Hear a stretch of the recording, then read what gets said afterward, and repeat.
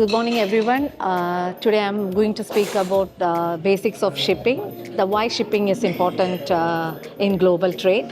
90% of the global cargo by volume is being transported by sea.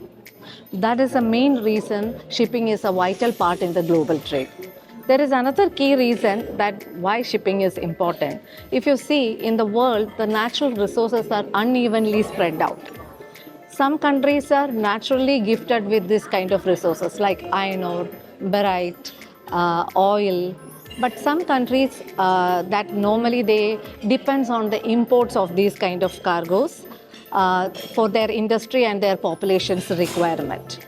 So in this scenario, we need to actually ship it out 1,000 metric ton or 2,000 metric tons in one go.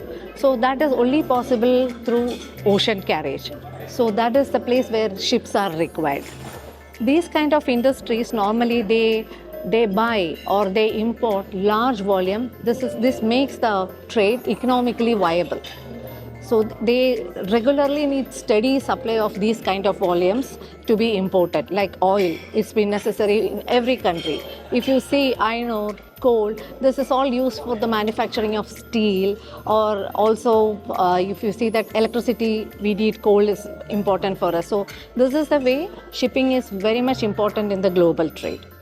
So in order to do all these things, what we need is ships. So there are different kinds of ships, various kinds of ships are there. We normally people who are in the shipping, if it is a normal person only, they always know about shipping and logistics is mainly related to container trade. Actually it is not. There are a lot of subdivisions in that one. So ships are there to carry cargoes from one place to another. And there are specialized ships to carry specialized kind of cargoes, like bulk vessels, tankers, Ro-Ro vessels. That I'll just touch this later, this topic. Then as a car, like we need a parking space. Exactly like that for ship, we need to park it. So what we'll need, we need port and terminals. That infrastructure is required for the ships to come and park in the port. So normally port and terminals act as an interface with the land-based industries around us. And over the years, if you see that this sector has been evolved very much. I mean, port is one of the specialized structure in each and every country, if you say. This make it easy for loading and unloading of the cargoes.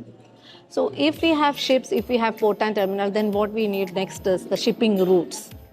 Shipping routes are not limited to oceans only. It has also been extended to canals, waterways. This actually shows that sea transport is not restricted only for the oceans. It can go to any landlocked areas as well, shipping routes. And we have a lot of ancillary services supporting the shipping industry. A lot of divisions are working for the shipping company where they are, there for their survival. Like ship lawyers, marine lawyers are there. Marine insurance companies work for that. Port stevedores who work in the ship. So there are, apart from ships and ports, there are a lot of ancillary services associated with shipping. I would like to take the point to what kind of ships are available in the market. Basically, we can get various kinds of ships, but mostly the ships which has been in the limelight are bulk carriers, dry ships, wet ships, and some specialized ships. So in the dry ships, we'll have bulk vessels. Bulk vessels, we carry normally loose cargoes like iron ore, coal, grains. They will be loaded on large volumes like 50,000, 100,000, even 300,000 tons.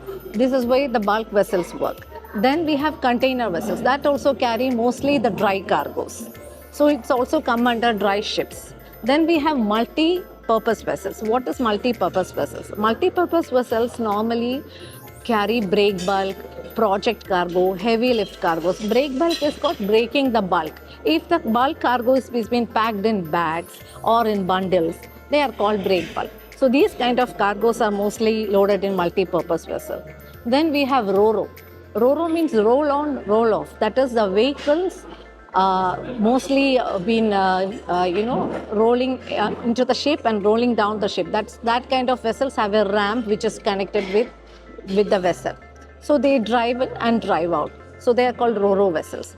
These are the main categories of vessels which comes under dry vessels. Then we have wet vessels. What is wet vessel? Wet vessels is mainly tankers.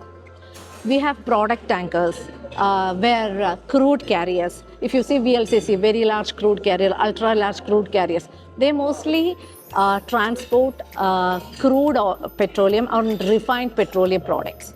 Then we have chemicals, gas carriers, which carry different kinds of chemicals and even the gas. Then specialized vessels are there.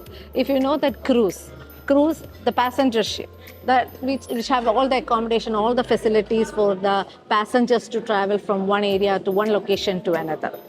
Then we have livestock carriers. If you see in the Eid days, Eid or Ramadan times, you see that there will be a lot of livestock vessels will be anchoring in UAE ports because they will be carrying animals, sheep, cow, and also that ship is basically designed with the ventilation and all for the to accommodate the animals. Then we have barge and tug. Barge is a platform, only a straight square type platform, which is dragged by the tug.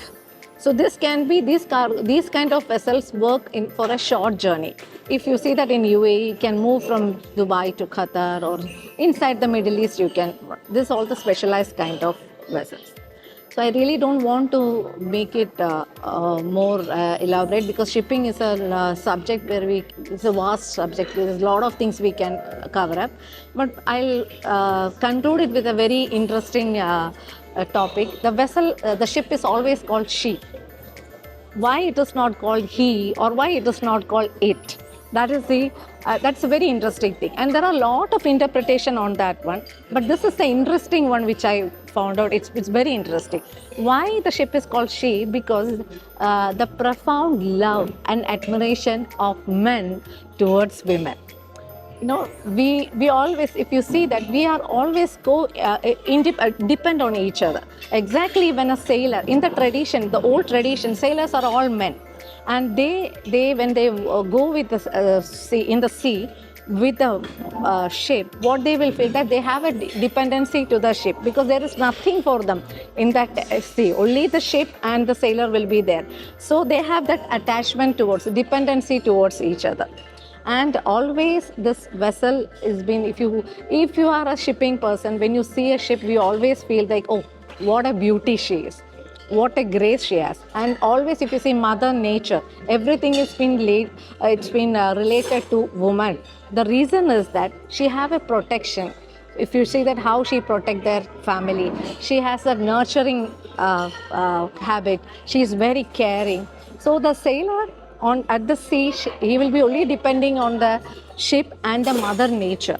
So this is the reason we always say that the vessel or the ship is being always considered as she.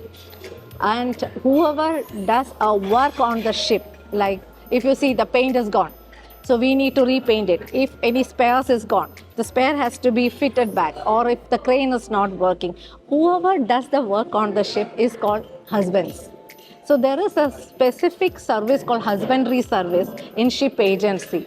If ship is not working well, it's cargo loading, unloading, it's not there. Other than that, when you touch ship for any of his requirement, it's called husband. So it's called husbandry work. So she's been always considered as a woman. So yeah, thank you so much. I hope you all enjoyed my small basic concepts of shipping. Thank you.